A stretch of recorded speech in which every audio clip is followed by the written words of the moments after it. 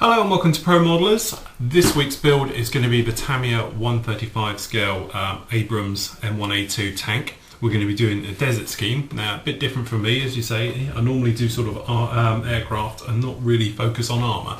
But with a few requests, I hope to show you basically the difference in weathering aircraft versus armour. In some ways, weathering armour is a little bit more easy because you can be a bit more hit and miss and get away with it, whereas with aircraft it tends to look a bit odd if it's not right.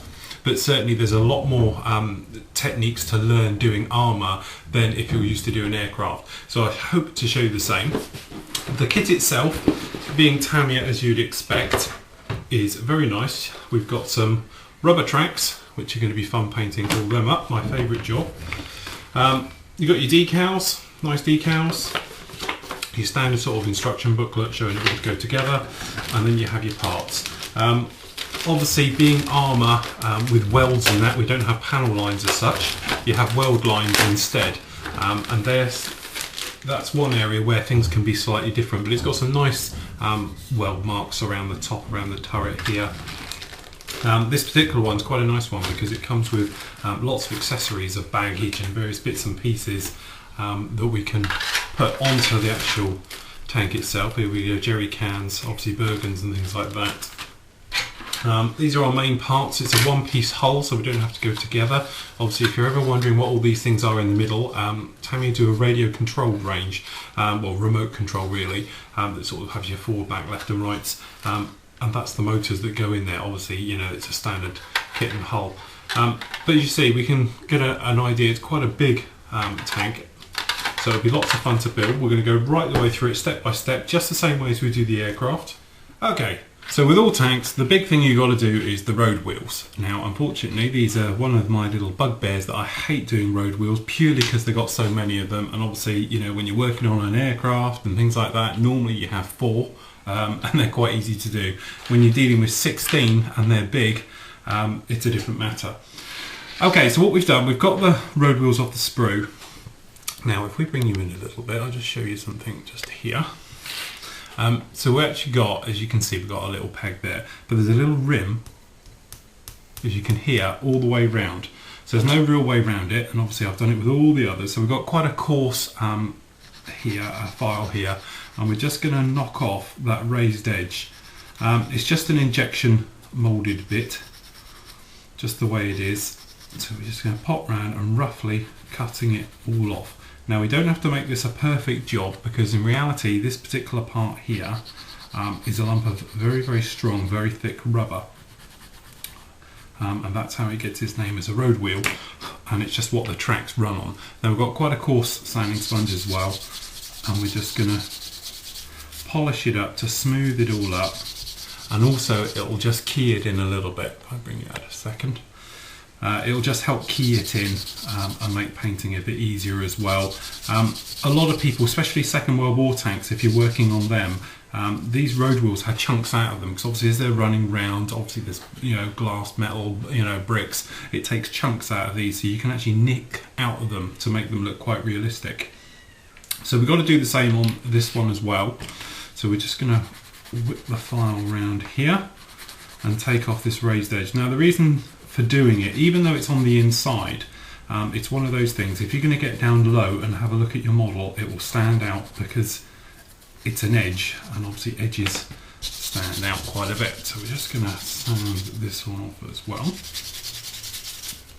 Then inside all of the road wheels, there's a rubber grommet, which are quite a nice touch, because then, well, actually they work and you can position them a lot easier. So what you'll get a longer thread and a small one with these little rubber grommets, which if you worked with Tamiya before, you'll know all too well because they use a lot. Okay, and it's just going to sit straight in here. It goes in there like that. We've got a bit of our extra thin, and we just put a drop around the outside like that. One goes on top, a couple of little twists, and there we go, that's our road wheel done. Now, you're going to do 14, I believe it's 14 of the normal ones, and on the back you have this little raised area just there compared with this one. Let me bring you in again. As you can see, this one, right, there we go. These two have got little raised bits. These are flat. Obviously you'll do 14 of these flat ones, and then these here, the raised ones, you'll just do 2. Now your other choice you'll actually get is with the sprocket round the back here, which actually drives the tank itself, the actual tracks itself. You get 2 different little collars around here. Pick the one you want to go with, and then same thing, get your little file and just tidy up the cog at the back. And then on these, because when you cut them off the sprue, sometimes you get a little funny shape type thing going on there. So we just want to tidy those up. So they'll just have a little rub around just to make them a bit better, just like that. Same thing, we're going to get our little rubber grommets here. Okay, one fits inside, extra thin, around the outside, 2 there. Okay, and then goes together, and that's that little lot done. That's the fun bit. Okay, so the hole we've cleaned up as well. We've just been around it and removed any little tabs. Obviously you've got a lump on the bottom here which you can take care of or not worry about, and obviously if you wanted to be picky you could fill these holes in. Now these holes, as I was saying earlier, are basically, you can buy one and it's a motorised version that sort of goes along on its own. Very clever. I don't think Tamiya actually make them anymore. It's from a bit of a blast from the past. This particular one's quite nice. It's got the mould number in the bottom, which is saying it's made by Tamiya, but it's showing it as 1982, which in some ways, I know obviously there's a lot older kits out there, but it's nice to know that obviously through updates this kit's getting, it's still putting it in the forefront of tanks, even from that long ago.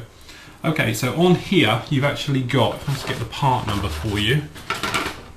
It's A14, and you've got 3 little locating pegs on the back. Just bring you in. As you see here, you've got 3 little locating pegs at the back. Now what we want to do is nick the top one off. This is part of the actual, the way it works. So we just take the top one off like that. I've done it to the others. And then over on here, as you can see, if you weren't to take off the locating pin, it would still fit, and it would fit nicely, but it would fit too low. It actually is going to go on the next one up. So what we do, we're just going to put a drop of glue right in the middle. And as I say, this one fits a little higher up than the others do. Now the great thing about doing tanks, and is why I quite enjoy doing them, is one, they come together very, very quickly. And secondly, things like when you're using the extra thin cement here, the great thing about it is when you're using it, you can make little weld marks. So things like this, where you get the little bit of glue running around the outside, just give it a drop and it will run round, and when it dries it looks like a weld. So it's quite a nice touch. So we're just going to do the same on the other side. Some there and some in there. And say they fit to the higher. So if you imagine they go higher than you would think. And that's those 2 sit in there just like so. Okay, next thing we're going to do is going to pop the little drives at the back, and there literally they sit on just like that. So then if you get your glue and just let the capillary action pull itself all the way around, and it'll work all the way around there. Just give it a bit of a push, and obviously you've got holes and grooves, but that's actually where it is. The other way you can do it, of course, is get your part just like this and then run some extra thin around the outside just like that, and then literally just pop it on just like that. So it's very nice, very straightforward. Our last bit now to go on for the moment is the front. So these fit in like so. They just literally go in the inside just like that. Same thing, I'm going to weld, if you like, a little weld action from at the outside and let the capillary all work its way in. So that's in, and obviously in real life that would bounce up and down or be the sort of suspension, but we're not having that on this one. So the other side fits in just the same. Make sure it goes all the way in and it's all the way flush. And in we go. And just make sure you're all snuggled down and it's in there properly. And there we go. How easy and quick is this? Okay, What also we've got is the other rubber grommets. They're the long ones that are on the end. Now these fit on the front, and it's what joins the front of the tank, the top hull part, this here, to the bottom hull, and you've got the other ones here. Now you don't really necessarily have to use this. The thing with it is, obviously, it's because it has this radio controlled or remote controlled gear in here. You don't have to, because you can actually place it on and then weld the lot up and just glue it together, because obviously we're not going to take it apart. But for the purposes of being radio controlled, obviously you'd have a battery tray in here as well as the motor, so you'd have to obviously gain access to it. So that's bits done. We have our wheels done, which take quite a bit of time. You'll spend more time doing the wheels on the tank than anything else. We've got our hull in place here. It's quite nice because normally on tank kits, all the actual road wheel axles here, you normally have to put on and do. It's quite nice. Being an older kit, you don't have to. Some of the newer Tamiya kits, these are actually spring loaded and things. Set up for part number 2, which is the rear, which is going to go on the back here. Okay, so next up we're up for the actual rear part here, the rear bulkhead on there. So I've got all the parts and I've cleaned them up already. Okay, so obviously the call outs for this, you've got two. You can do a D21, which is a plate that goes on the back, but that's only on for one version of the tank. The tank that we're doing doesn't have it. So what we're going to do, we're going to get all these bits fitted on. One thing you're going to have to watch out for is for ejector pin marks, and to see how they sit. Now obviously they're on the outside. Now the thing with them is, if you take quite a coarse file like we've basically got here, let's bring you out a little bit, you can easily sand them down. Obviously don't worry about filling it, because they're just very, very shallow, and then flick to your fine side and blow it off. By the time you've got the paint on there and your other bits and pieces like that, nobody's going to see it, but it's a bit of a shame. If they face the other way, nobody would ever see it. But obviously when they're in the inside like this, you can actually see them. So we have to take care of those. Alright, so we've got the back part here. If I do it this way round, it'll be easier for me. So what have we got? We've got the flat one is going to go on first, and that's going to pop and in here. That's just going to sit on there. And then once we're in there and we're happy, we can just give a drop of glue to the outside. Just make sure we're all sat in there nicely. Check the inside. A little bit of a push just to make sure it goes in. Okay, and then obviously we'll just do the tiny bit of glue just in that hole down there. And we're taking our flush one again, and this one's going to sit in for these hinges at the top. Make sure we're all okay from the underside. I'm just put a touch of glue just in the top, and also the thing is that will happen, it will get rid of any little sanding marks that you've done. Same on the other side.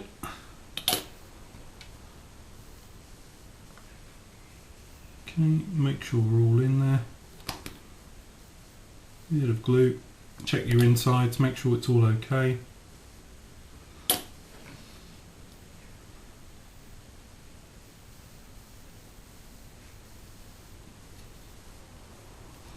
And the other one, same thing, tiny bit of glue.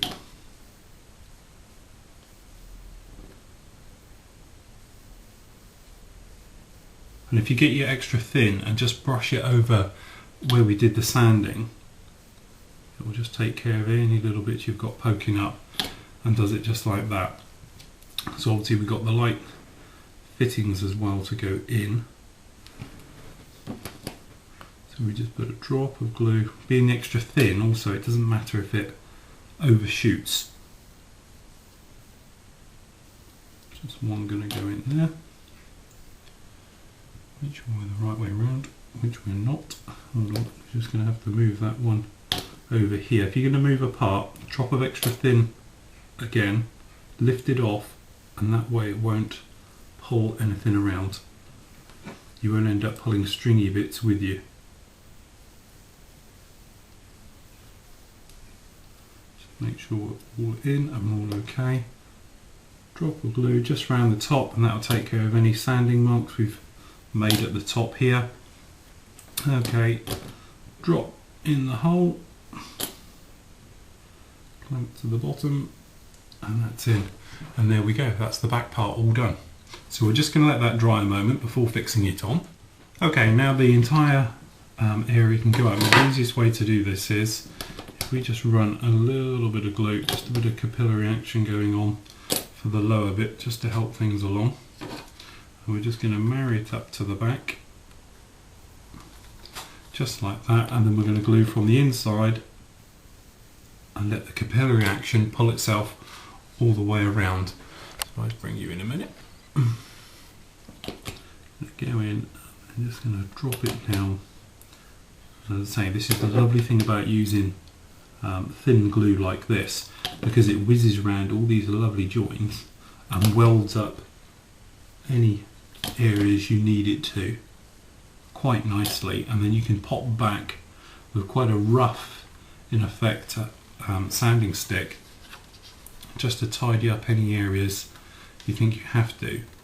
And the other thing is when you push and squash it, you get that little area. If I show you, if I get it and give it a good push, here we go. I don't know how well you can see that in there. Where are you? There we go. I don't know how well you can see this area here, just in front of my finger, but I pushed it to get a weld seam, which is quite hard to see in this light obviously, but you can see you get that little ripple and it looks like a weld, so it's quite nice. Okay, so now it's time to work onto the top hull. Pretty straightforward, just cleaned up all the parts already. One thing to mention, I'm not going to put in the actual clear parts, any other G parts on the kit anywhere until the end. Once we've done all the spraying, all the weathering and everything, then I'll go around and put them all in. You'll notice that I won't secure various bits in so I can still get to them to fit them. But that's it. So if you weren't looking at the instructions thinking he's missed a bit, that's the reason why. It's just that, you know, obviously masking up inside little windows and slits and things is a bit of a nightmare, so it's easier, we'll do them all afterwards. Okay, so on the top hull here, obviously normally you would have the actual driver's hatch fitted, but obviously because we're going to put that a little bit in later for the actual clear parts, we'll do all that separate. So in the meantime we can get on with various bits and pieces. We've got a grab handle on here at the front, so we've just got a couple of drops of glue. I've cleaned up all the parts already, and that can just fit in there. So that's that one in just down there. And then obviously things like the lights, if I bring you in for this bit, you can follow. The lights all face the same way, quite odd, but that's it. So what we're going to do, we'll get these clamps in first. I think will be the easiest way.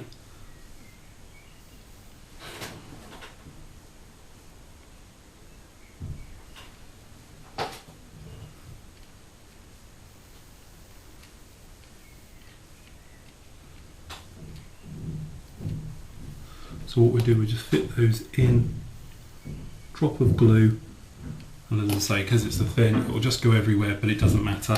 Same on the other side, drop of glue, next one goes in, sits there like that. Then obviously we can fix the lights. So we just put a drop of glue just around near the hole. That will fit in just like so. Okay, so we've got the light in there, then we've got the glue on there. So what we can do, of course, got to clean up a tiny part that I missed. Okay, put a bit more glue in case we're drying. A little bit goes across the top there as well, here, as well as on the other side. And if I use a pair of tweezers, you can see it go in. So it's just going to go on like that. Push it down a little and then it'll fit in. Let's put a bit of glue to get it going around the top, make sure it's all in properly, of which it is, and that's that light. There we go, little situation done in that one there. So I'll do the same on the other side. Okay, so if we're just clearing up, as I've done, cleaned up all the parts on the assembly here for the turret. Pretty straightforward job on this. What we've got to do though is open up some holes on the back. So if you take your your pin vise, basically you're going to open up all these holes. If you can see them down in here, all the way across. So there's quite a few, but they're nice pinned out ones already. So if you're using a pin vise like this, I'm just going to open all these up. Make sure you do it now because it's very, very tricky to try and do it afterwards. So we just got these.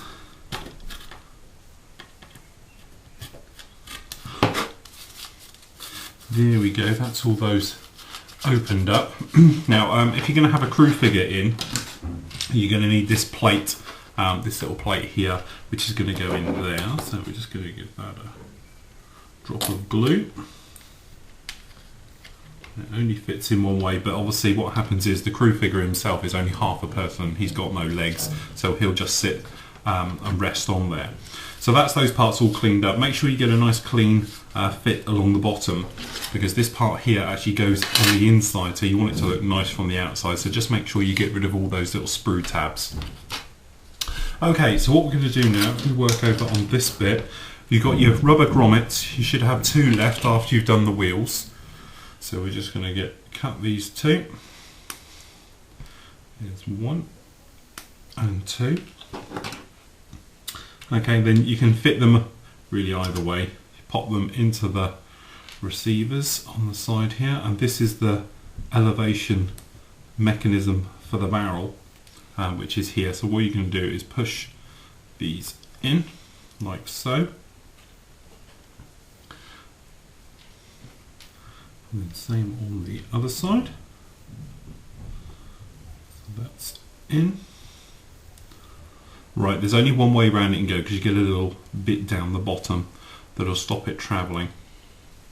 Okay, so with the lumpy bit forward, that's going to fit into the base unit here, and it slides over those 2 pegs. And then what you can do is just pop round with your glue and just weld that to the bottom, which is nice and straightforward. I won't go around wiggling it around just yet to see, let that set for a few moments. And then we can just place the top half will go straight in over the top. And as you can see, there's a little groove that runs around the bottom here. What you could do is with some scraps of plastic card, just beef it up a little bit. So when this bit goes in, it makes it a little bit more firm to sit in. If you're not using the extra thin, it's a nice way of doing it because you get a nice join then. But it should fit in very, very nicely. And then it's just a case with your extra thin, just a touch in the areas, and let the capillary action flow all the way along. Remember, being armour, we don't have to be totally unmessy here. So all we're going to do is get this along one side for the moment.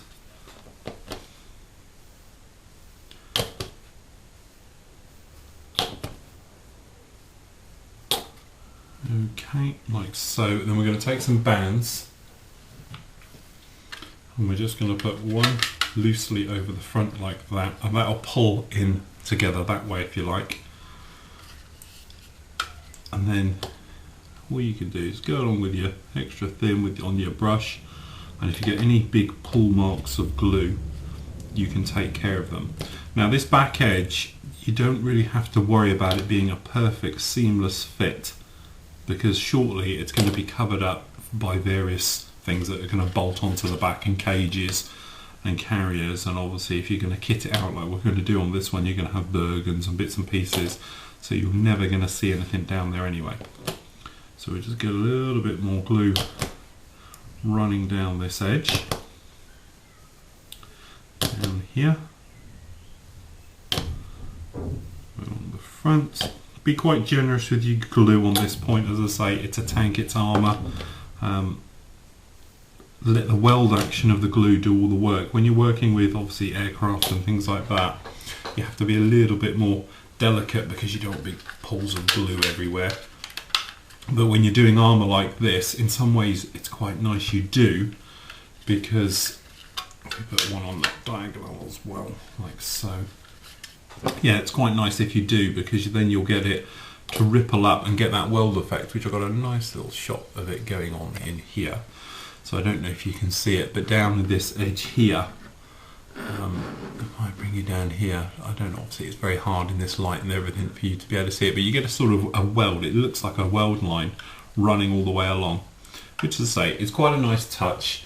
Obviously the Second World War stuff has it a lot more than this modern stuff, but they still have them to a certain extent. Big beefy weld joints. If you want to get rid of it, as we said before, just take your extra thin, just like this, and give it a couple of brush strokes over the entire thing, and it will just go. Which is a nice little touch. Some more just in there, just to let it weld it all up and take care. And there we go. So we're going to let that now dry completely off to one side, just like that. Okay, the next thing we can do now is actually work on the gun. I'm going to do this in two sections. Now make sure you get the right parts. Don't just look at the sprues and pick them off, because as I say, it is an updated kit, so you get different size barrels, different size guns, and very much you have to check your references to make sure you get it around the right way. So basically, with the main gun, this back section, it's off the F sprue. Obviously there is the older ones on there, as we were saying, but these are all off the F. So what we're going to do, we're going to take these parts and we're just going to put them all in. Now there again, they all should just literally drop fit in. So what I'm going to do is run a little bit of glue down on the inside and let it run along the groove. So when we pop this one in, it literally will just sit on top, just like so. Okay, so we're going to do the same on the other side. Let the capillary action work its way around. Okay, that will go on top as well. Now just to make sure, we're going to put a drop of glue just in the corner, just to make sure nothing's going to move. Okay, and then we've got the top section goes on up here. Now I'm right in thinking the little hingy things go to the rear and it'll sit on top, so we do the same as we did the other. I'm going to drop of glue just down on that inside edge. Okay, and then the top will just slide on over the top just like that, and then from the inside drop of glue and it will zip right the way along. Okay, and then we've got this little part that's just going to stick in at the top, so a drop of glue in there. And we'll fit that in. Make sure we're all nice and square. Now we've got the coax gun which sits in here as well, which will fit now because it is going to be the same colour. Obviously normally when we're doing guns they're different colours and bits and pieces, but this one is just the same, and it will give it a nice chance to dry off and go totally hard. So make sure we're all square, we're all okay, and that's that bit done. As you can see, the beauty with these, as I was saying before, is they come together just so quick and they're very straightforward. Okay, next is the gun. As I say, make sure you've got the right ones, because on this you have a different end goes on and a laser rangefinder. The one that's moulded together is the early type, the one that comes in as two separates like this is the older type. So this is a bit more tricky because we don't want to get any glue marks anywhere, because we want it to be a nice smooth barrel, so to speak. So what we're going to do is just put a touch on the end and let that start to flow down the end, if you like. Okay, and then we'll just put a drop on the end of the little part there, and you'll find there's only one way around this can go, because you want the flat bit goes to the top.